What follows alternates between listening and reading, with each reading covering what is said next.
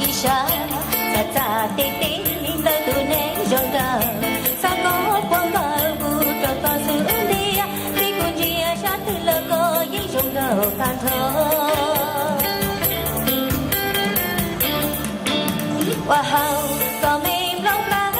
bờ trăng chuối thang, chờ cu lơ nhỏ, có sẽ bờ sang na tu nên rong, giờ để con lá lâu cùng qua có tu. Trời khu giờ ta tê tê ta có Isha dành riêng trai kia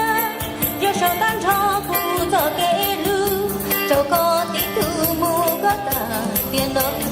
xa luôn gì có Isha ta ta tê tê ta tu nên giàu nào sao có buông ở khu cho có sướng đi đi cùng chia sát tu là có những dòng đầu tan thở. Giờ tao vừa nơi có Isha, nghe có tôn thi ở trên ba, chơi giờ giống xia cha tu tu đi, cho nhau sao lu lu đi, nhau sao lu đi. Giờ tao có lo qua chi, giờ lu có mù có tai chi, giờ chỉ hãy khi có lu xia kia đi, lu lu tay kia cho có bao kẻ là lu. Giờ có sẽ giờ mẹ đi cả để mẹ yêu gì cô chỉ quan trẻ chùa đủ có tí lai cho mong lần tới gì lo cô những chị thế.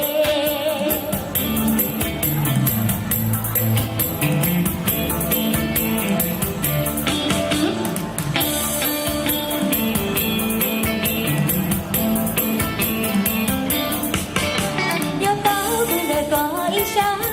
nghe có tôn thi ở chữ ca chỉ yêu trong xia cha cu tôn thi đưa nhau sao lu đi nhau sao lu đi nhau tăng có lo qua chi yêu lu có mù có ta ý chi yêu chỉ hãy khi có lu xia kia li yêu lu tay chi cho có thể là lu yêu cu đầu có sẽ rồi mẹ đi cả